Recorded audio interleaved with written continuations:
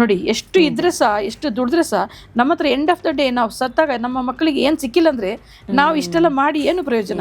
60ನಲ್ಲಿ ನಾಗಪ್ರತಿಷ್ಠೆ ಆಯಿತು, ಈ ಹುಡುಗಿಗೆ ಮದುವೆನೂ ಆಯಿತು. 70ನಲ್ಲಿ ಹೋಟೆಲ್ ಓಪನ್ ಆಯಿತು, ಹೋಟೆಲ್ ಮಾತ್ರ ಲಾಸ್ ಆಯಿತು. ಮತ್ತೆ ನಾನೇನು ಮಾಡಿದೆ, ಅದರಲ್ಲಿ ನನಗೊಂದು 2 ಕೋಟಿ ತನಕ ನಾನು ಸ್ವಲ್ಪ ಸಾಲದಲ್ಲಿ ಬಿದ್ದೆ. ಆ ಟೈಮಲ್ಲಿ ಬ್ರಷ್ ಮಾಡ್ತಾ ಕನ್ನಡಿ ನೋಡ್ತಾ ಇದ್ದೆ. ಅಲ್ಲೇ ನಾನು ಅನ್ಕಾನ್ಷಿಯಸ್ ಆಗಿ ಬಿದ್ದಿದ್ದೀನಿ. ನನಗೆ ಬ್ರಷ್ ಮಾಡಿದ್ದು ನೆನಪಿದೆ, ನನಗೆ ಬಿದ್ದದ್ದು ನೆನಪಿಲ್ಲ. ಆಪ್ರೇಷನ್ ಮಾಡಬೇಕು ಅಂತ ನಾನು ಇದೆಲ್ಲ ಕೂದಲೆಲ್ಲ ತೆಗೆದು ಆಪ್ರೇಷನ್ ಮಾಡೋಕ್ಕೆ ಇಲ್ಲ, ಬೇಕಾದರೆ ಸಾಯ್ತೀನಿ, ನಾನು ಸಾಯಕ್ಕೆ ರೆಡಿದ್ದೀನಿ, ಅದೆಲ್ಲ ಬೇಡ ನನಗೆ ಅಂತ ಹೇಳಿದೆ. ಯಾರೋ ಬಂದು ನನ್ನ ಕೆಂಪು ಸೀರೆ ಉಡ್ಕೊಂಡು ಬಂದು ನನ್ನ ತಲೆಯನ್ನು ಮಾಡ್ತಾಯಿದ್ರು. ನಾನು ತಿರ್ಗಾ ಎಚ್ಚರಿಕೆ ಆಗ್ತಾಯಿದ್ದೆ, ತಿರ್ಗಾ ನಿದ್ರೆಗೆ ಜಾರ್ತಾಯಿದ್ದೆ, ಇಂಜೆಕ್ಷನ್ ಫೋರ್ಸಿಗೆ ಮಾಡ್ತಾಯಿದ್ರು. ನನಗೆ ಅನಿಸ್ತಾ ಇತ್ತು ಯಾವುದೋ ಒಂದು ಶಕ್ತಿ, ಅಜಾತ ಶಕ್ತಿ ನನ್ನ ಹಿಂದೆ ಓಡಾಡ್ತಾ ಇದೆ ಅಲ್ವಾ, ಯಾಕೆ ಈ ಥರ ಅಂತ ನನಗಾಯಿತು. ಇಲ್ಲ, ನಾನು ಮಾಡಿದ ಪೂಜೆ ಪುನಸ್ಕಾರಕ್ಕಿರ್ಬೋದು, ಯಾವುದೋ ಒಂದು ತಾಯಿ ದುರ್ಗಾ ಮಾತೆಯೇ ಇರ್ಬೋದು ಅಂತೆಲ್ಲ ನಾನು ಯೋಚನೆ ಮಾಡ್ತಾ ಇದ್ದೆ. ಅದೇನೋ ಗೊತ್ತಿಲ್ಲ, ಆ ಟೈಮಲ್ಲಿ ನಾನು ಕೈ ಹಾಕಿದ ಕೆಲಸಗಳೆಲ್ಲ ನಾನೇನು ಮುಟ್ಟಿದ್ರು ಚಿನ್ನ ಥರ ಆಗ್ತಾಯಿತ್ತು. ಸೊ ಹಾಗೆ ನನಗೆ ಒಳ್ಳೆ ದುಡ್ಡು ಬರ್ತಾ ಇತ್ತು. ಬಂದ ದುಡ್ಡಲ್ಲಿ ನಾನು ಚೆನ್ನಾಗಿ ಮನೆ ಕಟ್ಟಿಸ್ಕೊಂಡೆ. ಯಾವಾಗ ತಿರುಪತಿನೂ ದರ್ಶನ ಮಾಡೋಕ್ಕೆ ಸ್ಟಾರ್ಟ್, ನನ್ನ ಬದುಕು ಸ್ವಲ್ಪ ಚೇಂಜಸ್ ಆಗೋಕ್ಕೆ ಸ್ಟಾರ್ಟ್ ಆಯಿತು. ದೇವ್ರ ಮೇಲೆ ಒಲವು ಜಾಸ್ತಿ ಆಯಿತು.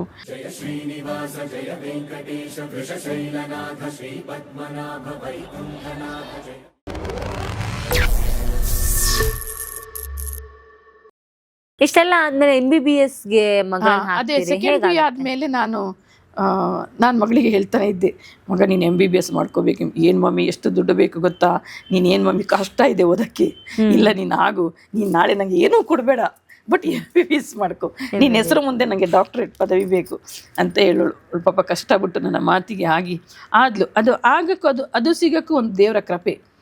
ನಾವು ನಮ್ಮ ಮೂಲ ಮನೆ ಬಂದು ದೊಡ್ಡ ಮನೆ ಅಂತ, ಅಲ್ಲಿ 2 ನಾಗದೇವರು ಇದ್ದಾರೆ. ಒಂದು ಮನೆಯ ಜಾಗದ ನಾಗದೇವರು, ಒಂದು ಮನೆಗೆ ಸಂಬಂಧಪಟ್ಟ ನಾಗದೇವರು ಇದ್ದಾರೆ ಅಂತೇಳಿ ಅವ್ರು ಪ್ರಶ್ನೆ ಚಿಂತನೆ ಮಾಡ್ತಾರೆ. ಅಲ್ಲಿ ಅಷ್ಟಮಂಗಲ ಪ್ರಶ್ನೆ ಹೇಳುವಾಗ ಅದೆಲ್ಲ ಬರ್ತದೆ. ಬಂದಾಗ ಅಲ್ಲಿ ಆಗ ನಾಗದೇವರದ್ದು ನಾನು 1,000 ಜನರಿಗೆ ಊಟದ ಖರ್ಚು ನಾನು ಕೊಟ್ಟಿರ್ತೀನಿ, ಅನ್ನದಾನ ಖರ್ಚು. ಆಮೇಲೆ ಅವ್ರು ಕೃಷ್ಣಾರ್ಪಣೆ ಎಲ್ಲ ನನ್ನ ಹತ್ರ ಬಿಡಿಸ್ತಾರೆ. ಆಗ ಅವರು ಯಾವ ಉದ್ದೇಶಕ್ಕೋಸ್ಕರ ಅಂತ ಕೇಳ್ತಾರೆ, ನನ್ನ ಮಗಳಿಗೆ MBBS ಸೀಟ್ ಸಿಗಬೇಕು ಅಂತೀನಿ. ಆಮೇಲೆ ಹಾಗೆ ನಾವು ಎಲ್ಲ ಮುಗಿಸ್ಕೊಂಡು ಬರ್ತಾ ಇರುವಾಗ ಕರೆಕ್ಟ್ ಪೊಳಲಿ ರಾಜರಾಜೇಶ್ವರಿ ದ್ವಾರಕ್ಕೆ ಬಂದು ನಿಲ್ತದೆ ಗಾಡಿ ನಿಲ್ತ ಕೂಡಲೇ ನನಗೆ ಅಷ್ಟು ತನಕ ಗೊತ್ತಿರಲಿಲ್ಲ. ನನಗೆ ಪೊಳಲಿ ರಾಜರಾಜೇಶ್ವರಿ ದೇವಸ್ಥಾನಕ್ಕೆ ಈ ರೋಡಲ್ಲಿ ಹೋಗೋದಂತ ಗೊತ್ತಿರಲಿಲ್ಲ. ಆ್ಯಕ್ಚುಲಿ ರಾಜರಾಜೇಶ್ವರಿ ದೇವಸ್ಥಾನ ಇದೆ, ಪೊಳಲಿ ಇದೆ ಅಂತ ಗೊತ್ತು, ಬಟ್ ನನಗೆ ಎಲ್ಲಿ ಅಂತ ಗೊತ್ತಿರಲಿಲ್ಲ. ಯಾಕಂದರೆ ನಾನು ಕೊಲ್ಲೂರು ಮತ್ತು ಕಟೀಲ್ ಮೂಕಾಂಬಿಕೆಗೇ ಹೋಗೋದು ಬಂದರೆ. ನನ್ನ ಮನೆ ಕುಲದೇವರು ವೀರಭದ್ರ, ನನ್ನ ಹೆರ್ಗಾ ದುರ್ಗಾ ಪರಮೇಶ್ವರಿನೂ ನಾನು ಇತ್ತೀಚೆಗೆ ಹೋಗೋಕ್ಕೆ ಸ್ಟಾರ್ಟ್ ಮಾಡಿದೆ. ಅದರ ಮುಂಚೆ ಎಲ್ಲ ಹೋಗೋದು ಕಟೀಲ್ ಮತ್ತು ಬದ್ದಿ ಕೊಲ್ಲೂರು, ಪ್ರತಿ ತಿಂಗಳು ಕೊಲ್ಲೂರಿಗೆ ಓಡ್ತಾ ಇದ್ದೆ. ಸೊ ಹಾಗಿರುವಾಗ ಅಲ್ಲಿ ನಿಂತ್ಕೊಂಡೆ. ನಾನು ಅಮ್ಮನಿಗೆ ಹೇಳಿದೆ, ಅಮ್ಮ ನನಗೆ ನನ್ನ ಮಗಳಿಗೆ MBBS ಸೀಟ್ ಆದರೆ ನಾನು ನಿನ್ನಲ್ಲಿಗೆ ಮರುದಿವಸನೇ ಓಡಿ ಬರ್ತೀನಿ ಅಂತ. ಮತ್ತು ಸೀದಾ ಹೋಗಿ ಅವತ್ತು ರಾತ್ರಿ ನನಗೆ ಕನ್ಸಲ್ ಬಂದಳು ತಾಯಿ. ಕನ್ಸಲ್ ಬಂದು ನನಗೆ ಹೇಳಿದ್ಲು, ರಾಜರಾಜೇಶ್ವರಿ ಅಂತ ಕಾಲೇಜ್ ಇದೆ ಅಲ್ವಾ, ಮೈಸೂರು ರೋಡ್ಗೆ ಹೋಗು ಅಂದ್ಲು. ನಾನು ಏನಮ್ಮ ಮಗಳಿಗೆ ಬೆಳಿಗ್ಗೆ ಎದ್ದು ಹೇಳಿದೆ, ನನಗೆ ಕನ್ಸಲ್ಲಿ ಈ ಥರ ಬಂತು ಮಗ ಅಂತ. ಅದೇ ಮಮ್ಮಿ, ರಾಜರಾಜ್ ಮೆಡಿಕಲ್ ಕಾಲೇಜ್ ಇದೆ ಅಲ್ವಾ ಮೈಸೂರು ರೋಡಲ್ಲಿ ಅಂದ್ಲು. ಬಾ ಹೋಗೋಣ, ರೆಡಿ ಆಗು ಅಂತ ಅವಳನ್ನು ತಾಯಿನ ಕರ್ಕೊಂಡು, ಇನ್ನು ತಾಯಿ ನಮ್ಮ ಜೊತೆನೇ ಇದ್ರು ಆಗ, ಯಾಕೆ ಅವ್ರನ್ನ ಬಿಟ್ಟು ಹೋಗೋದ್ರಿಂದ ನಾವು 3 ಜನ ಹೋಗಿ ಅಲ್ಲಿ ಅವ್ರ ಹತ್ರ ಚೇರ್ಮನ್ ಹತ್ರ ಕುತ್ಕೊಂಡು ಮಾತಾಡ್ತಾ ಇರುವಾಗ ಅವರ ಟೇಬಲಲ್ಲಿ ಮೂಕಾಂಬಿಕೆ ಟ್ರಸ್ಟು, ಮೂಕಾಂಬಿಕೆ ದೇವರದ್ದು ಮತ್ತು ಪೊಳಲಿ ರಾಜರಾಜೇಶ್ವರಿದು 2 ಅಲ್ಲಿ ಎದುರುಗಡೆ ಇತ್ತು. ನಾನು ಕೇಳಿದೆ, ನೀವು ಸರ್ ಏನು? ಹೌದು, ನಾನು ಮೂಕಾಂಬಿಕೆ ಮತ್ತು ರಾಜರಾಜೇಶ್ವರಿ ದೇವರದ್ದು ನಾನು ಡಿವೋಟಿ ಅಂತ ಹೇಳಿಬಿಟ್ರು. ಹೌದಾ ಸರ್, ನಾನು ಡಿವೋಟಿ, ನನಗೆ ನನ್ನ ಮಗಳಿಗೆ ಸೀಟ್ ಆಗಬೇಕು ಅಂತ. ಅಂದರೆ ಅವಳು ಪಾಪ ನೀಟ್ ಎಕ್ಸಾಮಲ್ಲೆಲ್ಲ ಅವಳಿಗೇನು ಬಂದಿರಲಿಲ್ಲ, ಮ್ಯಾನೇಜ್ಮೆಂಟ್ ಕೋಟದಲ್ಲೇ ಬಂದಿತ್ತು. ಗೊತ್ತಾಯ್ತು, ಭಜಪೆ ಅಂತ ನಡೆದಾಗ ನನಗೆ ಆಯಿತು, ಇಲ್ಲ ನಾನು ದುಬೈಗೆ ಹೋಗಬೇಕು ಅಂತ ಆಯಿತು. ಯಾಕೆ ಈ ಬಜಪೆ ವಿಮಾನ ದುರಂತಕ್ಕೂ ಅದಕ್ಕೂ ಏನು ಸಂಬಂಧ? ಅಂದರೆ ನನಗೆ ತುಂಬ ಜನರ ಇನ್ಶೂರೆನ್ಸ್ ಇರಲಿಲ್ಲ. ನಮ್ಮ ಕಂಪನಿಯಲ್ಲಿ ಆಗ 110 ಜನದಲ್ಲಿ ಬರೀ 10 ಜನ ಮಾತ್ರ ಇನ್ಶೂರೆನ್ಸ್ ಹೋಲ್ಡರ್ ಆಗಿದ್ರು. ತುಂಬ ಜನರಿಗೆ ನಾವು ಇನ್ಶೂರೆನ್ಸ್ ಅವರಂದರೆ ತುಂಬ ಚೀಪಾಗಿ ನೋಡ್ತಾರೆ. ಆ್ಯಕ್ಚುಲಿ ಒಂದು ಮನೆಯಲ್ಲಿ ಒಬ್ಬರು ಏನಾದರೂ ಹುಷಾರಿಲ್ಲದೆ ಅಥವಾ ಕಾಯಿಲೆ ಆಗಿ ಅಥವಾ ಏನೋ ಆಗಿ ಸತ್ತಾಗ ಇಮಿಡಿಯೇಟ್ಲಿ ದುಡ್ಡು ಕೊಡುವಾಗವರೇ ನಾವು ಇನ್ಶೂರೆನ್ಸ್ ಕಂಪನಿಯವರು ಲೆಗೆಸಿ, ನಾವು ನಮ್ಮ ಮಕ್ಕಳಿಗಾಗಲಿ ಲೆಗೆಸಿ ಬಿಟ್ಟು ಹೋಗಬೇಕು. ನೋಡಿ, ಎಷ್ಟು ಇದ್ರೆ ಸಹ, ಎಷ್ಟು ದುಡಿದ್ರೆ ಸಹ ನಮ್ಮ ಹತ್ರ ಎಂಡ್ ಆಫ್ ದ ಡೇ ನಾವು ಸತ್ತಾಗ ನಮ್ಮ ಮಕ್ಕಳಿಗೆ ಏನು ಸಿಕ್ಕಿಲ್ಲ ಅಂದರೆ ನಾವು ಇಷ್ಟೆಲ್ಲ ಮಾಡಿ ಏನು ಪ್ರಯೋಜನ ಇರಲ್ಲ. ಹಾಗಾಗಿ ನಾನು ಹೋದಲ್ಲಿ ಬಂದಲ್ಲಿ ಎಲ್ರಿಗೂ ಹೇಳ್ತೀನಿ, ನೀವು ಒಂದಾದರೂ ಜೀವನದಲ್ಲಿ ಇನ್ಶೂರೆನ್ಸ್ ಮಾಡಿ, ಅಟ್ಲೀಸ್ಟ್ ಕುಟುಂಬಕ್ಕೆ ಒಂದು ಲೆಗೆಸಿ ಬಿಟ್ಟು ಹೋಗಿ ಅಂತ. ಇಮಿಡಿಯೇಟ್ಲಿ 8 ದಿವಸದಲ್ಲಿ ಸೆಟ್ಲ್ಮೆಂಟ್ ಆಗುತ್ತೆ. ತುಂಬ ದಿನ ಎಲ್ಲ ಆಗಲ್ಲ. ಸೊ ನಾನು ಹಾಗೆ ದುಬೈಗೆ ಹೋದೆ. ದುಬೈಗೆ ಹೋದ್ರೆ ಒಬ್ಬ ಪರಿಚಯದವ್ರಿಗೆ ಮೇಲ್ ಮಾಡಿ ದುಬೈಗೆ ಹೋದೆ. ಸೊ ದುಬೈನಲ್ಲೂ ಸಹ ನಮಗೆ ಸ್ಟಾರ್ಟಿಂಗ್ ಡೇಸಲ್ಲಿ ನಾನು ನನ್ನ ಮ್ಯಾನೇಜರ್ ಕರ್ಕೊಂಡು ಹೋಗಿದ್ದೆ. ಅಲ್ಲಿ ಒಬ್ಬರು ನಮಗೆ ತುಂಬ ಒಬ್ಬ ಹೃದಯವಂತಿಕೆಯ, ಅವ್ರಿಗೆ ಏನು ಹೆಸರು ಹೇಳ್ಬೇಕಂತಾನೆ ಗೊತ್ತಿಲ್ಲ ನನಗೆ, ದಯಾ ಕಿರೋಡಿಯನ್ ಅಂತ ಸಿಕ್ಕಿದ್ರು. ಅವರು ಬಿಲ್ಲವ ಸಮಾಜದವರಂತೆ. ಅವರು ಈಗ ಕರ್ನಾಟಕ ಅಸೋಸಿಯೇಷನ್ಗೆ ಅವರು ವೈಸ್ ಪ್ರೆಸಿಡೆಂಟ್ ಆಗಿದ್ದಾರೆ. ಅವ್ರ ಹೆಂಡತಿ ಬಂದು ಸರಿತಾ ಮೇಡಮ್ ಅಂತ, ಗಂಡ ಹೆಂಡತಿ ತುಂಬ ಒಳ್ಳೆಯವರು. ನಮಗೆ ಫಾರ್ಚುನರ್ ಕಾರ್ ಎಲ್ಲ ಕೊಟ್ಟರು, ನಮಗೆ ಅವರು ಡ್ರೈವರ್ ಕೊಟ್ಟು ಕಾರ್ ಕೊಟ್ಟು, ಅವರು ಎಷ್ಟು ಕಸ್ಟಮರ್ಗೆ ಅವರೊಂದು ಫೋನ್ ಹೀಗೆ ಫೋನ್ ತೆಗೆದು ಹೀಗೆ ಮಾಡಿದರೆ ಊರಿಂದ ಅಮಿತಾ ಮೇಡಮ್ ಬಂದಿದ್ದಾರೆ ಒಂದು ಕೊಡ್ರಿ ಒಂದಂದರೆ ಅವ್ರು ಕೇಳಿದ ಕೂಡ 5-5 ಲಕ್ಷ 2-2 ಲಕ್ಷ 3-3 ಲಕ್ಷ ಈ ಥರ ನಮಗೆ ತುಂಬ ಪಾಲಿಸಿ ಬಂತು. ಎಷ್ಟು ಪಾಲಿಸಿ ಬಂತಂದರೆ ಆ ಬಂದ ದುಡ್ಡಲ್ಲಿ ನಾನೊಂದು 45 ಲಕ್ಷದ ಮನೆನೇ ಪರ್ಚೇಸ್ ಮಾಡಿಬಿಟ್ಟೆ. ಅಷ್ಟು ದುಡ್ಡು ಬಂತು ನನಗೆ. ತುಂಬ ಒಂಥರ ಇದಾಯಿತು. ಸೊ ಅದರಿಂದ ನನ್ನ ಮಗಳಿಗೆ ಸೆಕೆಂಡ್ ಬ್ಯಾಚಿಗೆ ಫೀಸ್ ಕಟ್ಟಕ್ಕೆ, ಅಂದರೆ ವರ್ಷ 4 ಲಕ್ಷ ರೂಪಾಯಿ ಕಟ್ಟಲೇಬೇಕಿತ್ತು ಫೀಸ್. ಅದಕ್ಕೆಲ್ಲ ಅನುಕೂಲ ಆಯಿತು. ಆಮೇಲೆ ನನ್ನ ಮಗಳು ಏನು ಆ ಥರ ತುಂಬ ಬೇರೆ ಮಕ್ಕಳ ಥರ ಖರ್ಚು ಮಾಡೋ ಮಗು ಆಗಿರಲಿಲ್ಲ. ಅದೇನಿದೆ ಅದರಲ್ಲೇ ಬದುಕು ಕಲಿಸಿಕೊಟ್ಟೆ, ಸಂಸ್ಕಾರ ಕಲಿಸಿಕೊಟ್ಟೆ. ದೇವರು, ನಾನು ಪ್ರತಿ ಸರ್ತಿ ದೇವಸ್ಥಾನಕ್ಕೆ ಬರುವಾಗ ಅವಳನ್ನು ಕರ್ಕೊಂಡು ಹೋಗ್ತಾ ಇದ್ದೆ. ನಾನು 2000 ಇಸ್ವಿಯಿಂದ ಸುಬ್ರಹ್ಮಣ್ಯ ದೇವರಿಗೆ ನನ್ನ ಈ ಥರ ಇನ್ಸಿಡೆಂಟ್ ಆಯ್ತಲ್ಲ, ಅವತ್ತಿಂದ ನಾನು 2002 ಇಂದ ಸುಬ್ರಹ್ಮಣ್ಯ ದೇವರನ್ನ ಷಷ್ಠಿಗೆ ಹೋದೆ. ಆ ಷಷ್ಠಿಗೆ ಹೋಗಿ ಅಲ್ಲಿಂದ ದೇವರನ್ನ ನಾನು ಪ್ರೀತಿಸ್ತಾ ಸ್ಟಾರ್ಟ್ ಮಾಡಿದೆ. ಅಷ್ಟು ತನಕ ನನಗೆ ದೇವರ ಮೇಲೆ ಬಾಬಾ ಬಿಟ್ಟರೆ ಅಷ್ಟೇನಿಲ್ಲ, ದೇವಸ್ಥಾನ ಹೋಗುದು ಅದು ಇದು ಏನೂ ಇರಲಿಲ್ಲ. ಈ 26 ಇಯರ್ಸ್ ಇಂದ ಎಲ್ಲವೂ ಬಂತು ನನಗೆ. ಅಲ್ಲಿ ನಾನು ಉರುಳು ಸೇವೆ ಮಾಡಕ್ಕೆ ಸ್ಟಾರ್ಟ್ ಮಾಡಿದೆ. ಪ್ರತಿ ವರ್ಷಕ್ಕೆ 2 ಸಲ 3 ಸಲ ಏನು ತೊಂದರೆ ಆದ ಕೂಡ ಟಕ್ಕ ಅಂತ ಸುಬ್ರಹ್ಮಣ್ಯಕ್ಕೆ ಹೋಗುದು, ಈ ಕಡೆ ಕಟೀಲು ಬರೋದು, ಈ ಕಡೆ ಕೊಲ್ಲೂರು ಹೋಗುದು. ಮತ್ತು ಸುಬ್ರಹ್ಮಣ್ಯ ಉರುಳು ಸೇವೆ ಮಾಡಿದೆ. 2004 ಇಂದ ನಾನು ತಿರುಪತಿಯಲ್ಲಿ ಉರುಳು ಸೇವೆ ಮಾಡಕ್ಕೆ ಸ್ಟಾರ್ಟ್ ಮಾಡಿದೆ. ತಿರುಪತಿಯಲ್ಲಿ ಉರುಳು ಸೇವೆ ಮಾಡೋದು, ಬೆಟ್ಟ ಹತ್ತೋದು ಎಲ್ಲ ಮಾಡಕ್ಕೆ ಸ್ಟಾರ್ಟ್ ಮಾಡಿದೆ. ಯಾವಾಗ ತಿರುಪತಿನೂ ದರ್ಶನ ಮಾಡಕ್ಕೆ ಸ್ಟಾರ್ಟ್, ನನ್ನ ಬದುಕು ಸ್ವಲ್ಪ ಚೇಂಜಸ್ ಆಗೋಕ್ಕೆ ಸ್ಟಾರ್ಟ್ ಆಯಿತು. ದೇವ್ರ ಮೇಲೆ ಒಲವು ಜಾಸ್ತಿ ಆಯಿತು. ಅದೇ ಥರ ಮುಂದುವರೆದು ನನ್ನ ಮಗಳು ಅಂತೂ ಇಂತೂ ಡಾಕ್ಟರ್ ಆದ್ಲು. ಡಾಕ್ಟರ್ ಆಗೋಕ್ಕೆ ಇನ್ನೇನು 1 ವರ್ಷ ಇರುವಾಗಲೇ ನಾನು ಊರಲ್ಲಿ ಯಾವಾಗವಾಗ ಕೊಲ್ಲೂರಿಗೆ ಹೋಗಿ ಬರುವಾಗ ಒಬ್ಬರು ಋಷಿಕೇಶ್ ಭಟ್ರ್ ಅಂತ ಅವರನ್ನು ಮೀಟ್ ಮಾಡ್ತಾ ಇದ್ದೆ. ಅವರು ಬ್ರಾಹ್ಮಣರ ಕೊಂಕಣಿಸ್ ಅಂತ ನನಗೆ ಇವತ್ತಿಗೂ ಗೊತ್ತಿಲ್ಲ. ಬಟ್ ಆದರೆ ಕೊಲ್ಲೂರ ಮೂಕಾಂಬಿಕೆ 8 ವರ್ಷದ ಮಗುವಿನ ರೂಪದಲ್ಲಿ ಅವರ ಕಿವಿಯಲ್ಲಿ ಬಂದು ಹೇಳ್ತಾ ಇದ್ಲಂತೆ. ಅವ್ರು ಯಾರ ಹತ್ರ 1 ರೂಪಾಯಿನೂ ತಗೋತಾ ಇರಲಿಲ್ಲ. ಅವರು ನಮ್ಮ ಉಡುಪಿಯ ಬೀಡಿನಗುಡ್ಡೆ ಹೋಗೋ ರೋಡಲ್ಲಿ ಅವರು ಒಂದು ಸಣ್ಣ ಅಂಗಡಿ ಮಾಡ್ಕೊಂಡಿದ್ರು, ಆಫೀಸ್ ಮಾಡಿಕೊಂಡು. ಅಲ್ಲಿ ಅವರು ಹೇಳೋಕ್ಕೆ ಕೂತ್ಕೊಳ್ಳೋರು. ನನಗೆ ಯಾರು ಈ ಥರ ಪರಿಚಯ ಮಾಡಿಕೊಟ್ರು. ನಾನು ಹೋದಾಗಲೆಲ್ಲ ಅವರು ನನ್ನ ಮುಂದೆ ಒಂದು 10-15 ಜನ 25 ಜನ 50 ಜನ ಇದ್ರೂ ನಾನು ಬಂದಿದ್ದೀನಿ ಅಂತ ಹೀಗೆ ನೋಡಿದ ಕೂಡಲೇ ಅವರು ನನ್ನನ್ನು ಮುಂದೆ ಕರೆದು ಹೇಳೋರು, ಅಮಿತಾ ಮೇಡಮ್ ಮುಂದೆ ಬರೋಕ್ಕೆ ಹೇಳಿ, ಇಲ್ಲದಿದ್ದರೆ ನನಗೆ ಮೂಕಾಂಬಿಕೆ ಬೈತಾಳೆ ಅವರನ್ನು ಕಾಯಿಸಿದ್ರೆ ಅನ್ನೋರು. ನಾನು ಮೂಕಾಂಬಿಕೆಗೆ ಹೋಗೋದು ಮತ್ತೆ ಅವ್ರ ಹತ್ರ ಬರೋದು, ಊರಿಗೆ ಬಂದವಳು ಅವ್ರು ಪ್ರಸಾದ ಕೊಡೋದು, ಇದಾಗುತ್ತೆ ಅದಾಗುತ್ತೆ ಎಲ್ಲ ಹೇಳೋರು ನನಗೆ. ಅವರು ಹೇಳಿದ ಮಾರ್ಗದರ್ಶನದ ಪ್ರಕಾರನೇ ನಾನು ನಡೆದೆ. ಆದರೆ ನನ್ನ ಮಗಳ ಮದುವೆಯ ಸ್ವಲ್ಪ ಟೈಮ್ ಮುಂದೆ ಅವರು ತೀರಿ ಹೋದರು. ಅವರು ತೀರಿ ಹೋದ್ಮೇಲೆ, ಅವ್ರು ತೀರಿ ಹೋಗೋ ಮುಂಚೆ ಹೇಳಿದರು, ನಿನಗೆ ನಾಗ ಪ್ರತಿಷ್ಠೆ ನೀನು ಮಾಡಬೇಕಾಗುತ್ತೆ ನಿನ್ನ ಮೂಲ ಕುಟುಂಬದಲ್ಲಿ ಅಂತ ಹೇಳಿದರು. ಅದಕ್ಕೆ ಅವರು ಹೇಳಿದ್ದು ನೆನಪಾಗಿ ನಾನು 2016 ಏಪ್ರಿಲ್ಗೆ ನಾನು ಪ್ರತಿಷ್ಠಾಪನೆ ಮಾಡಿದೆ. ಮಾರ್ಚಲ್ಲಿ 2016 ಮಾರ್ಚಲ್ಲಿ ಎಂಗೇಜ್ಮೆಂಟ್ ಆಯಿತು. ಎಂಗೇಜ್ಮೆಂಟಿಗೆ ಒಂದು ಸ್ವಲ್ಪ ದಿನ ಮುಂಚೆ ನಾನು ಇದು ನಾಗದೇವರ ಕಲ್ಲನ್ನು ಹುಡ್ಕೊಂಡು ಕೊಲ್ಲೂರಿಗೆ ಹೋದೆ. ಕೊಲ್ಲೂರಿಗೆ ಕೈ ಮುಗಿದು ವಾಪಸ್ ಬರ್ತಾ ಇರುವಾಗ ನನ್ನ ಮ್ಯಾನೇಜರ್ ಒಬ್ಬರು ICS ಧನುಷ್ ಅಂತ ಇದ್ದರು. ಅವರಿಗೆ ಫೋನ್ ಮಾಡಿ ಕೇಳಿದೆ, ಈ ನಾಗದೇವ್ರದ್ದು ಎಲ್ಲಿ ಸಿಗುತ್ತೆ, ಅವರು ಕಾರ್ಕಳ ಸಿಗ್ಬೋದು. ಸಡನ್ನಾಗಿ ಹೇಳಿದರು, ಇಲ್ಲ ನಮಗೆ ಮುಂಚೆ ಋಷಿಕೇಶ್ ಭಟ್ರು ಹೇಳ್ತಾ ಇದ್ರಲ್ವಾ, ಅವರ ಅಂಗಡಿ ಇವಾಗ ನಾಗದೇವರದ್ದು ಶೋರೂಮ್ ಆಗಿದೆ ಕಲ್ಲಿದ್ದು ಅಂದರು. ನನಗೆ ಶಾಕ್ ಆಯಿತು. ಏನು ಹೇಳ್ತಾ ಇದ್ದೀರಾ ನೀವು ಅಂದೆ. ಹೌದು ಹೋಗಿ ಅಂದರು. ನಾನು ಹೋದರೆ ಆ ಭಟ್ರು ಎಲ್ಲಿ ಕೂತ್ಕೊಂಡು ಜನರಿಗೆ ಅವ್ರು ಏನು ದುಡ್ಡು ತಗೋತಿರ್ಲಿಲ್ಲ, ಜನರ ಪ್ರಾಬ್ಲಮನ್ನು ಸಾಲ್ವ್ ಮಾಡ್ತಾ ಇದ್ರ. ಅಲ್ಲೇ 7 ಜಡೆಯ ನಾಗರ ಇಷ್ಟು ದೊಡ್ಡ ಎತ್ತರದಲ್ಲಿ ಕಲ್ಲಿತ್ತು. ಆಮೇಲೆ 1 ಜಡೆದಿತ್ತು. ಒಂದು ಹುಡುಗಿ ಅದನ್ನು ಇದು ಮಾಡ್ತಾ ಇದ್ಲು. ಆ ಹುಡುಗಿಯನ್ನು ಪೆರಡೂರು ಕಡೆಯವಳು ಅಂತ ಹೇಳಿದ್ಲು. ನಾನು ಇಮಿಡಿಯೇಟ್ಲಿ ಆ 7 ಜಡದ ನಾಗರ ನಂಗೆ ಕೊಡು ಅಂದೆ. ಕಲ್ಲು ನನಗೆ ಬೇಕು ಅಂದೆ. ಆಮೇಲೆ ಅದೆಲ್ಲ ಇರುತ್ತೆ ತಗೊಳಕ್ಕೆ, ಅಕ್ಕಿ ಎಲ್ಲ ಕೊಟ್ಟು ಅದೆಲ್ಲ ತಗೊಂಡೆ. ಸೀದಾ ಡಾಕ್ಟರ್ ವಿಠಲ್ ತಂತ್ರಿ ಅಂತ ಇದ್ದಾರೆ ಕೊರಂಗಪಾಡಿನಲ್ಲಿ, ಅವರ ಮನೆಗೆ ಹೋಗಿ ಅವರ ಮನೆಯಲ್ಲಿ ಬಾವಿಗೆ ಅಲ್ಲಿ ಇಟ್ಟು ಇನ್ನೇನು ಒಂದು 20 ಡೇಸ್ ಆಗಿದೇನೋ ಅಷ್ಟೊತ್ತಿಗೆ ಈಗ ನನ್ನ ಮಗಳನ್ನು ಮದುವೆಯಾದ doctor Darshan K Raj children specialist ಅವರು ನಮ್ಮ ಮನೆಗೆ ಹುಡ್ಕೊಂಡು ಬಂದರು. ಆಂಟಿ ಅವರು ರಾಜರಾಜೇಶ್ವರಿ ಮೆಡಿಕಲ್ ಕಾಲೇಜಲ್ಲೇ ಇದು ಮಾಡ್ತಾಯಿದ್ರು, MD ಫೈನಲ್ ಇಯರ್ ಇದ್ದರು. ನಮ್ಮ ಮಗಳನ್ನ ನನಗೆ ಮದುವೆ ಮಾಡಿಕೊಡಿ ಆಂಟಿ ಅಂದರು.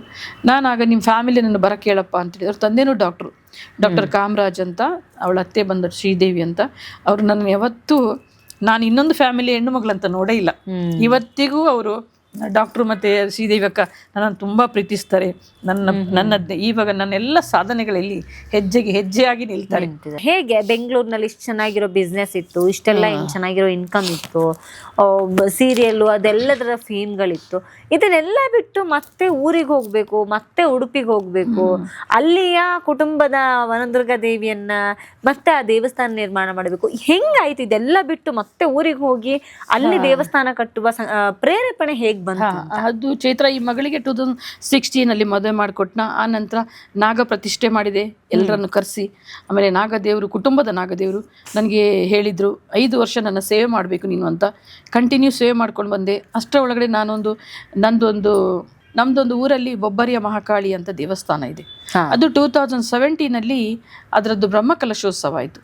ಆ ದೇವರು ನಮ್ಮ ಮನೆಗೆ ಬಂದು ಪ್ರತಿ ವರ್ಷ ಹಾಲು ಕುಡಿದು ಹೋಗ್ತಾರೆ. ಬೊಬ್ಬರಿಯ ದೇವರು, ಅದು ಹಿಂದಿನ ಕಾಲದ ಇತಿಹಾಸ. ಸೊ ನಾವು ಪ್ರತಿ ವರ್ಷ ಆ ಟೈಮಲ್ಲಿ ಬಂದು ಹಳೆ ಮನೆಗೆ ಬರೋದು, ಎಲ್ಲ ಸ್ವಲ್ಪ ರಿಪೇರಿ ಮಾಡೋದು, ಶಾಮಿಯಾನ ಹಾಕೋದು, ಖರ್ಚು ಮಾಡೋದು, ಆ ಮನೇಲಿ ಕೊಡ್ದು ಹೋಗೋದು. ಅದು ನನ್ನ ತಾಯಿಯ ಪಾಲಿಗೆ ಬಂದ ಮನೆ ಬಿದ್ದೋಗಿತ್ತು. ಅದು ನನ್ನ ತಾಯಿಯ ತಂಗಿಯ ಮನೆ ಆಗಿತ್ತು. ಸೊ ನನ್ನ ತಾಯಿಯ ತಂಗಿಯ ಮನೇಲಿದ್ದಾಗ ನಮ್ಮ ತಾಯಿಯ ಅಣ್ಣ ಒಂದ್ಸರ್ತಿ ಸ್ವಲ್ಪ ಅವ್ರು ಹೇಳ್ಕೊಟ್ಟವ್ರ ಮಾತು ಕೇಳ್ತಾರೋ ಗೊತ್ತಿಲ್ಲ ನಮಗೆ, ಅವರು ಸ್ವಲ್ಪ ನನಗೆ ಎಗೇನ್ಸ್ಟ್ ಆಗಿ ನೀನು ಹಾಲು ಕೊಡಬಾರ್ದು ಅಂತ ಹೇಳಿದರು. ಆಗ ನಾನು ಹೋಗಿ ಒಬ್ಬರಿಗೆ ದೂರು ಕೊಟ್ಟೆ, ಹಾಲು ಕೊಡೋಕ್ಕೆ ಮನೆ ಇಲ್ಲ, ಎಲ್ಲಿ ಕೊಡಲಿ ನನಗೆ ಅಂತ. ನಾನು ನನ್ನ ಮಗಳು ಹೋಗಿ ತುಂಬ ಹತ್ತು ಬಿಟ್ವಿ. ಆಗ ಅವ್ರು ಹೇಳಿದರು, ಇಲ್ಲ ನಿನ್ನ ತಾಯಿ ಜಾಗದಲ್ಲಿ ನಾನು ನಿನ್ನ ಹತ್ರ ಮನೆ ಕಟ್ಟಿಸ್ಕೊಂಡು ಹಾಲು ತಗೋತೀನಿ, ನಿನಗೆ ಕೆಲಸ ಆಗಿಯೇ ಆಗುತ್ತೆ ಅಂತ ಹೇಳಿದರು. ಇದು ಅವ್ರು ಹೇಳಿದರು 2011 ಹೇಳಿದ್ದು. ಬಟ್ ನಾವು 2011 2017 ತನಕ ಬಂದ್ವಿ. ಅಷ್ಟು ಗ್ಯಾಪಲ್ಲಿ ನಾನು ಬೆಂಗಳೂರಲ್ಲಿ 2 ಮನೆ ಮಾಡಿಕೊಂಡೆ. ಓಕೆ, ಸೊ ಒಂದು ಮನೇನ ನನ್ನ ಮಗಳಿಗೋಸ್ಕರ ಸೇಲ್ ಮಾಡಿಬಿಟ್ಟೆ, ಇನ್ನೊಂದು ಮನೆ ಹಾಗೆ ಉಳಿದಿದ್ದೆ ಈಗ. ಸೊ ಆ ನಡುವೆ 2017 ತನಕ ನನಗೆ ಊರ ಮನೆಯಲ್ಲಿ ಮನೆ ಕಟ್ಟಬೇಕಂತ ಆಗಲೇ ಇಲ್ಲ. ಸೊ ಅದರ ನಡುವೆ ನಾನು ಪ್ರತಿ ಹುಣ್ಣಿಮೆಗೆ ಬೆಂಗಳೂರು ಮನೆಯಲ್ಲಿ ಸತ್ಯನಾರಾಯಣ ಪೂಜೆ ಮಾಡ್ತಾ ಇದ್ದೆ. ಯಾರೊಬ್ಬರು ಬ್ರಾಹ್ಮಣ ಹೆಂಗಸು ಸಿಕ್ಕಿದ್ಲು, ಅವ್ರು ಹೇಳಿದರು ಪ್ರತಿ ಹುಣ್ಣಿಮೆಗೆ ಸತ್ಯನಾರಾಯಣ ಪೂಜೆ ಮಾಡು, ನಿನ್ನ ಬದುಕು ಚೇಂಜ್ ಆಗುತ್ತೆ ನೋಡು ಅಂದ್ಲು.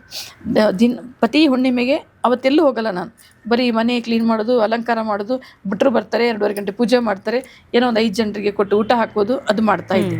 ಇದು 54 ಸತ್ಯನಾರಾಯಣ ಪೂಜೆ ಮಾಡಿದೆ. ಹೀಗೆ 2014 ಸ್ಟಾರ್ಟ್ ಆಯಿತು. 16 ನಾಗಪ್ರತಿಷ್ಠೆ ಆಯಿತು, ಈ ಹುಡುಗಿಗೆ ಮದುವೆನೂ ಆಯಿತು. 17 ಹೋಟೆಲ್ ಓಪನ್ ಆಯಿತು, ಹೋಟೆಲ್ ಮಾತ್ರ ಲಾಸ್ ಆಯಿತು. ಮತ್ತೆ ನಾನೇನು ಮಾಡಿದೆ, ಅದರಲ್ಲಿ ನನಗೊಂದು 2 ಕೋಟಿ ತನಕ ನಾನು ಸ್ವಲ್ಪ ಸಾಲದಲ್ಲಿ ಬಿದ್ದೆ ಆ ಟೈಮಲ್ಲಿ. ಅದರ ಮುಂಚೆ ನಾನು ನೀರು ಇದು ಮಾಡಿದೆ, ಬೋರ್ವೆಲ್ ತೋಡಿದೆ, ತುಂಬ ನೀರು ಚೆನ್ನಾಗಿ ಬಂತು ಇಮಿಡಿಯೇಟ್ಲಿ. ಸೊ ಆಮೇಲೆ ಸ್ವಲ್ಪನೇ ದುಡ್ಡು ತಂದು ನಾನು ಮನೆ ಕಟ್ಟಕ್ಕೆ ಸ್ಟಾರ್ಟ್ ಮಾಡಿದ್ದೆ. ಮನೆಗೆ ಎಲ್ಲ ಸಾಮಾನುಗಳನ್ನು ಬೆಂಗಳೂರಿಂದ ತಂದ್ವಿ. ನಾವೊಂದು ಸಣ್ಣದಾದ ಮನೆ ಮಾಡಬೇಕಂತ ಅಂದ್ಕೊಂಡಿದ್ದೆ. ನಾನು ಈ ಮನೆ ಆಗಬೇಕಂತ ಕಟೀಲ್ ದುರ್ಗಾ ಪರಮೇಶ್ವರಿಗೆ ಹೋಗಿ ಅವಾಗ ಪ್ರತಿ ತಿಂಗಳು ಹೋದವಳು ಹತ್ತು ಕೇಳ್ತಾ ಇದ್ದೆ, ಬೊಬ್ಬರಿಗೆ ಹಾಲು ಕೊಡೋಕ್ಕೆ ಮನೆ ಬೇಕು ದೇವರೇ, ಮಾಡಿಕೊಡು ಅಂತ.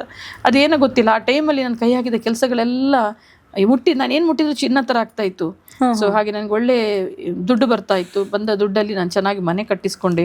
ಸಣ್ಣ ಮನೆ ಅಂತೇಳಿ ಮನೆ ಸ್ವಲ್ಪ ನೀವು ನೋಡಿದ್ದೀರಲ್ಲ, ಸ್ವಲ್ಪ ದೊಡ್ಡದಾಯಿತು. ಸೊ ಇದೆಲ್ಲ ಆದಮೇಲೆ ನನಗೆ ಅದರ ನಡುವೆ ಮನೆ ಕಟ್ತಾ ಇರುವಾಗ ನಡುವೆನೇ ನಾನು ನಮ್ಮ ದೊಡ್ಡ ಪೇಜಾವರ ಶ್ರೀಗಳಿದ್ರಲ್ಲ, ಅವರದ್ದು ಆಶೀರ್ವಾದ ತಗೊಂಡು, ಅವ್ರ ಹತ್ರನೂ ಆಶೀರ್ವಾದ ತಗೊಂಡೆ. ನನಗೆ ಒಂದು ಸ್ವಾಮೀಜಿಗಳ ಗುರುಗಳ ವಿಷಯದಲ್ಲಿ ತುಂಬ ಇಷ್ಟವಾದ ಸ್ವಾಮೀಜಿ ಪೇಜಾವರ ಶ್ರೀಗಳು ದೊಡ್ಡವರು. ಸೊ ಅವ್ರಿಗೆ ಹೇಳಿದೆ, ನನ್ನ ಮನೆ ಆದಾಗ ನೀವು ಬರಬೇಕು ಗೃಹ ಪ್ರವೇಶಕ್ಕೆ ಅಂತ. ಸೊ ಅವರು ನನ್ನ ಮಾತಿಗೆ ಬೆಲೆ ಕೊಟ್ಟು ಬಂದರು. ಅವರು ಅಲ್ಲಿಂದ ಪಂಡರಾಪುರ ಹೋದರು. ಬರುವಾಗ ಪಂಡರಾಪುರ ತಗೊಂಡೋಗ ಕೃಷ್ಣನನ್ನು ನನ್ನ ಮನೆಗೆ, ವಿಠ್ಠಲನನ್ನು ನನ್ನ ಮನೆಗೆ ತಂದಿದ್ದರು. ಆಗ ಅವರು ಮನೆಗೆ ಬಂದವರು ತುಂಬ ಜನ ಸೇರಿದರು. ಆಗ ಅವರೊಂದು ಮಾತು ಹೇಳಿದರು, ಈ ಮನೆಯಲ್ಲಿ ದುರ್ಗಾದೇವಿ ಶಕ್ತಿ ಇದೆ, ನೀನು ಇಲ್ಲಿ ಯಾವ ಕಾರಣಕ್ಕೂ ಮಧುಮಾಂಸ ಮಾಡಬಾರ್ದು, ಆಮೇಲೆ ನಿನ್ನದ್ರ ಎಷ್ಟಾಗುತ್ತೆ ಅಷ್ಟು ಅನ್ನದಾನ ಮಾಡು ಅಂತ ಹೇಳಿ ಹೋದರು. ಸೊ ಅವ್ರು ಹೇಳಿದ್ಮೇಲೆ ಅವ್ರು ಹೇಳಿದ ಥರಾನೇ ನಡ್ಕೋತಾ ಇದ್ದೀನಿ. ಕೊನೆಗೆ ವನದುರ್ಗಾ ದೇವಿ ದೇವಸ್ಥಾನ ಮಾಡೋದಕ್ಕೆ ಹೇಗೆ ನಿಮಗೆ ಸೂಚನೆ ಬಂತು, ಹೇಗೆ ಪ್ರಾರಂಭ ಆಯ್ತು? ಈಗ ಇಷ್ಟೆಲ್ಲ ದೇವರ ಪೂಜೆ, ಸತ್ಯನಾರಾಯಣ ಪೂಜೆಗೆ ಎಲ್ಲವನ್ನ ಮಾಡ್ತಾ ಇದ್ದವ್ರು ನೀವು. ಸೊ ಯಾಕೆ ವನದುರ್ಗಾ ದೇವಿ ದೇವಸ್ಥಾನದ ಇದು ಹೇಗೆ, ಇದರ ಹಿನ್ನೆಲೆ ಹೇಗೆ ಅಂತ ಇದೆ? ಆಕ್ಚುಲಿ ಏನಾಯ್ತು ಅಂದ್ರೆ, ಈ ಬೊಬ್ಬರಿಯ ದೇವರು ಪ್ರತಿ ವರ್ಷ ಹಾಲು ಕೊಡಕ್ ಬರ್ತಾರಲ್ವಾ, ಈ 32 ವರ್ಷಗಳಿಂದ ಅದೇನಿದೆ ಅದನ್ನೆಲ್ಲ ನಾನೇ ಮಾಡ್ತಾ ಇದ್ದೀನಿ. ಈ ಎಲ್ಲ ದೇವರು ನನಗೆ ಮನೆ ಕೊಟ್ಟು, ಮನೆ ಇಲ್ಲಿ ಬೊಬ್ಬರಿ ಹೇಳಿದ್ರು, ನಾನು ಹಿಂಗೆ ಮನೆ ಕೊಡ್ಸಿದ್ದೀನಲ್ವಾ, ಮನೆ ಮಾಡಿಸ್ಕೊಡ್ತೀನಿ, ನಂಗೊಂದು ನಿನ್ನ ಸೇವೆ ಕೊಡಬೇಕು, ಕೋಲ ಸೇವೆ ಅಂತ ಹೇಳಿದ್ರು. ಆಯಿತು ಅಂತ ಹೇಳಿ ನಾನು 2022 ಏಪ್ರಿಲ್ 22ಕ್ಕೆ ಕೋಲ ಸೇವೆಗೆ ಬುಕ್ ಮಾಡಿಕೊಂಡೆ.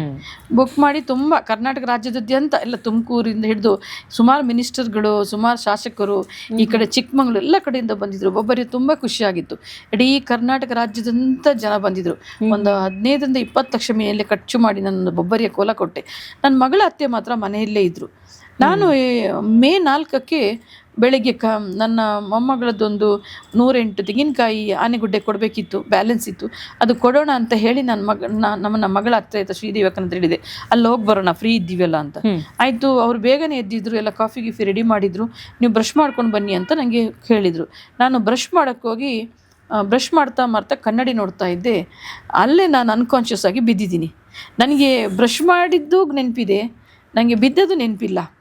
ಆಮೇಲೆ ನಮ್ಮದು ಮನೆಯದ್ದು ಬಾತ್ರೂಮ್ ಹೇಗಿದೆ ಅಂದರೆ ಟೈಲ್ಸ್ ಅಲ್ಲ, ಅದು ಪತ್ತರ ಅಂತ ಹೇಳ್ತಾರೆ, ಸ್ವಲ್ಪ ಕಲ್ಲು ಬಿದ್ದಿದ್ದೀನಿ. ಬಿದ್ದ ಏಟಿಗೆ ನನಗೆ ಇಲ್ಲಿ ಹೀಗೆ ಬಿದ್ದಿದ್ದೀನಿ, ಬಾಗಿಲಿಗೆ ಹೀಗೆ ಎದುರಾಗಿ ಹೀಗೆ ಬಿದ್ದಿದ್ದೆ. ಬಾಗಿಲಿನ ಹಾಕ್ಕೊಂಡಿರಲಿಲ್ಲ. ಸೊ ನಾನು ಎಚ್ಚರಿಕೆ ಆಗುವಾಗ ನಾನು ಎಲ್ಲ ದೇವರನ್ನು, ದುರ್ಗಾ ಪರಮೇಶ್ವರಿ, ಕಟೀಲ್ ತಾಯಿನ, ಬೊಬ್ಬರಿಯ ದೇವರನ್ನು, ಸ್ವಾಮಿ ಕೊರಗಜ್ಜನ ತುಂಬ ಇಷ್ಟಪಡ್ತೀನಿ. ಆ ದೇವರನ್ನು ತುಂಬ ಎಲ್ಲ ಕರೀತಾ ಇದ್ದೆ. ಸೊ ಆಗ ನಮ್ಮ ಅಮ್ಮಿ ಎಷ್ಟೊತ್ತಾಯಿತು ಬ್ರಷ್ ಮಾಡೋಕೋದ್ರು, ಬಂದಿಲ್ಲಲ್ಲ ಅಮ್ಮಿ ಅಂತ ಅಂದ್ಕೊಂಡು ಬಂದರೆ ನಾನು ಇಲ್ಲಿ ಬಿದ್ದಿದ್ದೀನಿ. ನನಗೆ ಎಚ್ಚರಿಕೆ ಆಗಿದೆ. ನನಗೆ ಬಾಡಿನ ಆ ಕಡೆ ಈ ಕಡೆ ಮೂವ್ ಮಾಡಿ ಆಗ್ತಾ ಇಲ್ಲ, ದೇಹ ಸಪೋರ್ಟ್ ಕೊಡ್ತಾ ಇಲ್ಲ ನನಗೆ. ಅವರು ಶ್ರೀದೇವಿ ಅಕ್ಕ ನನ್ನ ಕರ್ಕೊಂಡು ಬಂದು ನನ್ನ ಹಿಂಗೆ ಎಳ್ಕೊಂಡೋಗಿ ಬೆಡ್ ಮೇಲೆ ಕೂರಿಸಿ ನನಗೆ ಗ್ಯಾಸ್ಟ್ರಿಕ್ ಆಗಿದೆ, ಏನಾಗಿದೆ ಅಂತೇಳಿ ಕಾಫಿ ಗೀಫ್ ಎಲ್ಲ ಕೊಟ್ಟರು. ಸ್ವಲ್ಪ ವಾಮಿಟ್ ಸ್ಟಾರ್ಟ್ ಆಯಿತು. ಮತ್ತೆ ಡಾಕ್ಟರ್ ಹತ್ರ ಕರ್ಕೊಂಡು ಹೋದರೆ ಹಾಸ್ಪಿಟ್ಲ್ ಅಡ್ಮಿಟ್ ಮಾಡಿದರು. ಆಗ ICUನಲ್ಲಿಟ್ಟರು. ಎಲ್ಲ ಸ್ಕ್ಯಾನ್ ಎಲ್ಲ ಮಾಡುವಾಗ ತಲೆಯ ಒಳಗಡೆ ಸ್ವಲ್ಪ ಬ್ಲೀಡಿಂಗ್ ಆಗಿ ಸ್ಟಾಪ್ ಆಗಿದೆ. ಏನು ಅಂತ ಟೆನ್ಷನ್ ಮಾಡೋ ಅಗತ್ಯ ಇಲ್ಲ, ಬಟ್ ಆಪ್ರೇಷನ್ ಮಾಡಬೇಕು ಅಂತ. ನಾನು ಇದೆಲ್ಲ ಕೂದಲೆಲ್ಲ ತೆಗೆದು ಆಪ್ರೇಷನ್ ಮಾಡೋಕ್ಕೆ ಇಲ್ಲ, ಬೇಕಾದರೆ ಸಾಯ್ತೀನಿ, ನಾನು ಸಾಯಕ್ಕೆ ರೆಡಿ ಇದ್ದೀನಿ, ಅದೆಲ್ಲ ಬೇಡ ನನಗೆ ಅಂತ ಹೇಳಿದೆ. ಸೊ ನನ್ನ ಮಗಳು ಅಳಿಯ ಎಲ್ಲ ಬರೋ ತನಕ ವೆಯ್ಟ್ ಮಾಡಿದ್ವಿ. ಆಮೇಲೆ ನನಗೆ ಈ ಸೈಡಲ್ಲಿ ಬಿದ್ದು ನೋವು, ಆದರೆ ಈ ಸೈಡಲ್ಲಿ ಪೇನ್ ಆಗ್ತಾಯಿತ್ತು. ಆ್ಯಕ್ಚುಲಿ ಯಾವಾಗಲೂ ಹಾಗೇನೆ, ನಮಗೆ ನಿಮಗೆ ಲೆಫ್ಟ್ ಸೈಡಲ್ಲಿ ನೋವು ಬಂದರೆ ನಿಮಗೆ ರೈಟ್ ಸೈಡಲ್ಲಿ ಪೇಯ್ನ್ ಇದೆ ಅಂತ ಲೆಕ್ಕ, ಅಪೋಸಿಟ್ ಸೈಡಿಗೆ ಅದು ಇದಾಗ್ತದಂತೆ. ಸೊ ಆಮೇಲೆ ನನಗೆ ಗೊತ್ತಾಯಿತು ಅದು ಬ್ರೈನ್ ಎನ್ಯೂರಿಸಮ್ ಅಂತ. ಈ ಬ್ರೈನ್ ಎನ್ಯೂರಿಸಮಲ್ಲಿ ಏನಾಗುತ್ತೆ ಅಂದರೆ ಒಂದೇ ಡೆತ್ ಆಗ್ತಾರೆ, ಒಂದೇ ಪ್ಯಾರಲೈಸ್ ಆಗ್ತಾರೆ, ಒಂದೇ ಸ್ಪೀಚ್ ನಿಂತೋಗುತ್ತೆ. ಈ 3 ವಿಷಯಗಳು ಆಗುತ್ತೆ 99% ಜನರಿಗೆ. ಸೊ ಆ ತಾಯಿ ನನಗೆ ಪುನರ್ಜನ್ಮ ಕೊಟ್ಟಲು ಅಂತಲೇ ಹೇಳಬೇಕು. ಆಮೇಲೆ ಆ ICU ರೂಮಲ್ಲಿ ರಾತ್ರಿ ನನಗೆ ಬಂದು ಆವಾಗವಾಗ ನನ್ನ ತಲೆಯನ್ನು ಇದು ಮಾಡ್ತಾಯಿದ್ಲು. ಯಾರೋ ಬಂದು ನನ್ನ ಕೆಂಪು ಸೀರೆ ಉಡ್ಕೊಂಡು ಬಂದು ನನ್ನ ತಲೆಯನ್ನು ಮಾಡ್ತಾಯಿದ್ರು. ನಾನು ತಿರ್ಗಾ ಎಚ್ಚರಿಕೆ ಆಗ್ತಾಯಿದ್ದೆ, ತಿರ್ಗಾ ನಿದ್ರೆಗೆ ಜಾರ್ತಾಯಿದ್ದೆ, ಇಂಜೆಕ್ಷನ್ ಫೋರ್ಸಿಗೆ ಮಾಡ್ತಾಯಿದ್ರು. ನನಗೆ ಅನಿಸ್ತಾ ಇತ್ತು ಯಾವುದೋ ಒಂದು ಶಕ್ತಿ, ಅಜಾತ ಶಕ್ತಿ ನನ್ನ ಹಿಂದೆ ಓಡಾಡ್ತಾ ಇದೆ ಅಲ್ವಾ, ಯಾಕೆ ಈ ಥರ ಅಂತ ನನಗಾಯಿತು. ಇಲ್ಲ ನಾನು ಮಾಡಿದ ಪೂಜೆ ಪುನಸ್ಕಾರಕ್ಕಿರ್ಬೋದು, ಯಾವುದೋ ಒಂದು ತಾಯಿ ದುರ್ಗಾ ಮಾತೆಯೇ ಇರ್ಬೋದು ಅಂತೆಲ್ಲ ನಾನು ಯೋಚನೆ ಮಾಡ್ತಾ ಇದ್ದೆ. ಆಮೇಲೆ ನನಗೆ ತುಂಬ ವಿಲ್ ಪವರ್ ಸ್ಟ್ರಾಂಗ್ ಇತ್ತು. ನನ್ನ ಮಗಳು ಬಂದು ತುಂಬ ಅಳಕ್ಕೆ ಸ್ಟಾರ್ಟ್ ಮಾಡಿದ್ಲು. ನಾನು ಹೇಳಿದೆ, ನನಗೇನಾಗಲ್ಲ, ನಾನು ಬದುಕಿ ಬರ್ತೀನಿ, ಇನ್ನೇನು ಟೆನ್ಷನ್ ಮಾಡಬೇಡ. ಆ ದೇವರ ಸೇವೆ, ಇಷ್ಟೊಂದು ಸೇವೆ ಮಾಡಿದಾಗ ಅವ್ರು ಯಾಕೆ ನನ್ನನ್ನು ಇಷ್ಟು ಬೇಗ ಕರ್ಕೋತಾರೆ, ಚಾನ್ಸೇ ಇಲ್ಲ, ನೀನೇನು ಟೆನ್ಷನ್ ಮಾಡಬೇಡ, ನಾನು ಉಳಿದು ಬರ್ತೀನಿ ನೋಡು, ತಿರ್ಗಾ ನನಗೆ ಬದುಕು ಕೊಡ್ತಾಳೆ ಅಂತ ಹೇಳಿದೆ. ಅಷ್ಟೊತ್ತಿಗೆ ನಮ್ಮ ಅಳಿಯನ ತಂದೆ ಬಂದರು, ಡಾಕ್ಟರ್ ಕಾಮರಾಜು. ಅವರದ್ದು ಹಾಸ್ಪಿಟಲ್ ಇದೆ ಎಲ್ಲಿ ನಮ್ಮ ಮಧುಗಿರಿನಲ್ಲಿ. ಅವರು ಎಷ್ಟು ದೊಡ್ಡ ಡಾಕ್ಟರ್ ಅಂದರೆ ಅವ್ರ ಹಾಸ್ಪಿಟ್ಲಲ್ಲಿ ಒಂದು ದಿನಕ್ಕೆ 300 ಜನ ಬರ್ತಾರೆ. ಅವರೆಲ್ಲ ಕೊಡೋದು 20 ರೂಪಾಯಿ 50 ರೂಪಾಯಿ ಅಷ್ಟೇ. ಅದೇ ಬೇರೆ ಡಾಕ್ಟರ್ಸ್ ಆದರೆ ಎಷ್ಟು ಅಂತ ಗೊತ್ತಾರಲ್ವ, ಅವರಷ್ಟಕ್ಕೆ ಆಯಿತು ಅಂತ ಮೆಡಿಸಿನ್ ಕೊಡ್ತಾರೆ. ಕೈಗುಣ ತುಂಬ ಚೆನ್ನಾಗಿದೆ ಅವರದ್ದು. ಅವ್ರು ಬರೋ ತನಕ ವೆಯ್ಟ್ ಮಾಡಿ ಅವ್ರಿಗೆ ಹೇಳಿದೆ ನಾನು. ಅವರು ಒಂದು ಒಳ್ಳೆ ಡಾಕ್ಟ್ರನ್ನು ಮ್ಯಾಂಗ್ಳೂರ್ KMCನಲ್ಲಿ ಕನೆಕ್ಟ್ ಆಯಿತು. ನನಗೆ ಆ್ಯಕ್ಚುಲಿ ಹೆಲಿಕಾಪ್ಟರೆಲ್ಲ ಬುಕ್ ಮಾಡಿದರು, ಬ್ಯಾಂಗ್ಳೂರ್ KMC ಕರ್ಕೊಂಡು ಬರೋಣ ಅಂತ. ಆಮೇಲೆ ಅದು ಆಗ ನನ್ನ ಫೋಬಿಯಾ, ಸ್ವಲ್ಪ ಫ್ಲೈಟ್ ಫೋಬಿಯಾ ಇದೆ, ಹೈಟ್ ಇದ್ದು, ಅದು ಬೇಡ ಅಂದ್ಲು ಮಗಳು. ಆಮೇಲೆ ಅದು ಆ್ಯಂಬ್ಯುಲೆನ್ಸ್ ಅಂದರೆ ತಿರ್ಗಾ ಬ್ಲೀಡಿಂಗ್ ಸ್ಟಾಪ್ ಆಗಿದೆಲ್ಲ, ಸ್ಟಾರ್ಟ್ ಆಗುತ್ತೇನೋ ಅಂತ, ಅದು ಬೇಡ ಅಂದರು. ಆಮೇಲೆ ಲಕ್ಕಿಲಿ ನನಗೆ ತಾಯಿ ಇಲ್ಲಿ ಡಾಕ್ಟ್ರನ್ನು ಕೊಟ್ಟಲು, ಎಲ್ಲಿ KMC ಮ್ಯಾಂಗ್ಳೂರಲ್ಲಿ. ಅವರು ತುಂಬ ಒಳ್ಳೆ ಡಾಕ್ಟ್ರು. ಅವರು ನನಗೆ ನಾನೇ ನಿನ್ನ ಬೊಬ್ಬರಿಯ ಅಂತ ಹೇಳಿಬಿಟ್ರು. ನೀನು ಯಾಕೆ ಬೆಂಗಳೂರಿಂದ ಬಂದು ಬೊಬ್ಬರಿಯ ನೋಡೋಕ್ಕೆ ಬಂದಿದ್ಯಾ ಅಂತ ಹೇಳ್ಕೊಂಡು ನಾನು ಅವ್ರ ಎರಡೂ ಕೈಗೆ ನನ್ನ ಮುಖಕ್ಕಿಟ್ಟು ಅವರು ನನಗೆ ನನಗೆ ಒಂಥರ ಪವರ್ ಶಕ್ತಿನ ಕೊಟ್ಬಿಟ್ರು. ಆಮೇಲೆ ನನ್ನನ್ನು ICUಗೆ ಹಾಕಿದ್ರು. ಬೆಳಗ್ಗೆನೇ ನನಗೆ ಆಪ್ರೇಷನ್ ಮಾಡಿದರು. ಆಪ್ರೇಷನ್ ಮಾಡಿ ನನ್ನ ಅಳಿಯ ಮಗಳಿಗೆ ಹೇಳ್ತಾ ಇದ್ರಂತೆ, 99% ಟ್ರೈ ಮಾಡ್ತೀವಿ, ಉಳಿದದ್ದು ದೇವರಿಗೂ ನಿಮ್ಮ ಪುಣ್ಯಕ್ಕೆ ಬಿಟ್ಟದ್ದು ಅಂತ. ಆಮೇಲೆ ಏನೋ ಆಪರೇಷನ್ ಸಕ್ಸಸ್ ಆಯಿತು. ಅವರು ಡಾಕ್ಟ್ರು ನನಗೆ ಎಚ್ಚರಿಕೆ ಬಂದಾಗ ನಾನು ಅಳಿಯನೇ ಬಂದು ನಿಂತ್ಕೊಂಡಿದ್ದ. ಅಂದರೆ ಮೆಮೊರಿ ಪವರ್ ಹೋಗಿರುತ್ತಾ ಅಂತ ಇರ್ತದಂತೆ ಆ ಥರ ಎಲ್ಲ. ಅದಕ್ಕೆ ಇವ್ರು ಯಾರು ಹೇಳಿ ಅಂದರು. ಅದಕ್ಕೆ ಇದು ನಮ್ಮ ಅಳಿಯ ದರ್ಶನ್ ಅಂತ ಹೇಳಿದೆ. ಮತ್ತು ಆಯಿತು ಆಪ್ರೇಷನ್ ಸಕ್ಸಸ್ ಆಗಿದೆ ಅಂತ ಹೇಳಿದರು.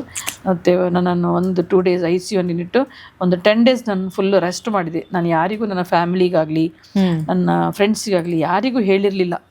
ಅಂದರೆ ನೋಡಿ ಹೇಗಿರುತ್ತದೆ ಜನ ಅಂದರೆ, ಓ ಇವಳು ನೋಡಪ್ಪ ಅದ್ದೂರಿಯಾಗಿ ದೇವಸ್ಥಾನ ಪೂಜೆ ಮಾಡಿದ್ಲು, ನೋಡು ಇವಾಗ ಆ್ಯಕ್ಚುಲಿ ಯಾರು ನನಗೆ ಬ್ಲ್ಯಾಕ್ ಮ್ಯಾಜಿಕ್ ಮಾಡಿದ್ರು ಅಲ್ಲ, ಯಾರ ದೃಷ್ಟಿ ಬಿತ್ತು ಅದೆಲ್ಲ ಆ ಭಗವಂತನಿಗೇನೆ ಗೊತ್ತು. ನಾನು ಏನು ಅದನ್ನ ಪುನಃ ವಿಮರ್ಶೆ ಮಾಡೋಕ್ಕಾಗಲಿ. ನನಗೆ ಪುನರ್ಜನ್ಮ ಸಿಕ್ಕಿದೆ. ಆಮೇಲೆ ನಾನು ಆದಮೇಲೆ ಬ್ಯಾಂಗ್ಳೂರಿಗೆ ಬಂದೆ. ಇದೆಲ್ಲ ಆಗಿ ಹುಷಾರಾಗಿ ಬ್ಯಾಂಗ್ಳೂರು ಬಂದಮೇಲೆ ತಿರ್ಗಾ ನಾನು ನನ್ನ ನಾರ್ಮಲ್ ವರ್ಕ್ ಮಾಡೋಕ್ಕೆ ಸ್ಟಾರ್ಟ್ ಮಾಡಿದೆ. ಮತ್ತು ನಾನು ಎಲ್ಲ ದೇವಸ್ಥಾನ ಮಾಡಿದಾಗ ನನಗೆ ನನ್ನ ಕುಟುಂಬದ ಸದಸ್ಯರೆಲ್ಲ ತುಂಬ ಜನ ತುಂಬ ಥರದ ಕಮೆಂಟ್ ಎಲ್ಲ ಮಾಡೋಕ್ಕೆ ಸ್ಟಾರ್ಟ್ ಮಾಡಿದರು. ಯಾವುದೋ ಒಂದು ಕಪ್ಪು ಕಲ್ಲಿಟ್ಟು ಅದಕ್ಕೆ ಕೆಂಪು ಹೂವು ಇಟ್ಟು ಅದಕ್ಕೆ ವನದುರ್ಗಾದೇವಿ ಅಂತ ಹೆಸರಿಟ್ಲು ಅಂತ.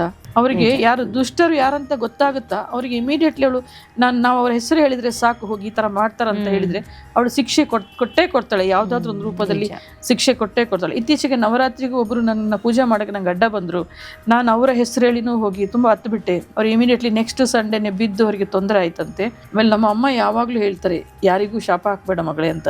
ಅಂದರೆ ನಾನು ತುಂಬ ಕಮ್ಮಿ ಶಾಪ ಹಾಕೋದು. ಅಷ್ಟು ನೊಂದುಕೊಂಡು ಹಾಕಿದಾಗ ಅವರಿಗೆ ಅದೇ ಥರ ಆಗುತ್ತೆ. ಅವರು ಮಾತಾಡ್ತಾ ವನದುರ್ಗಾದೇವಿಗೂ ಬೈದು ಬಿಟ್ರು. ಅವಳೇನು ಮಾಡ್ತಾಳೆ ಅಲ್ಲಿ ಕೂತ್ಕೊಂಡು, ಹಾಗೆಲ್ಲ ಬೈದರು. ನನಗೆ ತುಂಬ ಬೇಜಾರಾಯಿತು. ನಾನು ಸೀದಾ ಹೋದೆ ಅವ್ರ ಹತ್ರ. ಒಂದು 3 o'clock 4 o'clock ಟೈಮ್ ಅದು. ಹೋಗಿ ತುಂಬ ಹತ್ತು ಬಿಟ್ಟು ನಾನು ಇನ್ನೇನು ಹೋಗಬೇಕು ದೇವಸ್ಥಾನಕ್ಕೆ, ಒಂದು ಸರ್ಪ ಅಡ್ಡ ಬಂತು. ಏನು ಇಲ್ಲದನೇ ಮಾಡಿಸ್ಕೊಂಡಿದ್ದಾಳೆ. ಬರೀ 50,000 ರೂಪಾಯಿ ಹಿಡ್ಕೊಂಡು ಬೆಂಗಳೂರಿಂದ ಊರಿಗೆ ಬಂದು ಮನೆ ಕಟ್ಟಿಸಿ ಕೊಟ್ಲು. ಯಾರು ಬಡವರಿದ್ದಾರಲ್ಲ, ಬಡವರಿಗೆ ನಾನು ಮದುವೆಗೆ ಫ್ರೀಯಾಗಿ ಕೊಟ್ಬಿಡ್ತೀನಿ. ಬರೀ ಕರೆಂಟ್ ಬಿಲ್, ನೀರು ಬಿಲ್ ಕಟ್ಟಲಿ. ಸೊ ಇದು 1 ವರ್ಷದಲ್ಲಿ ಇದನ್ನು ಮುಗಿಸ್ಬೇಕಂತ ಇದ್ದೀನಿ.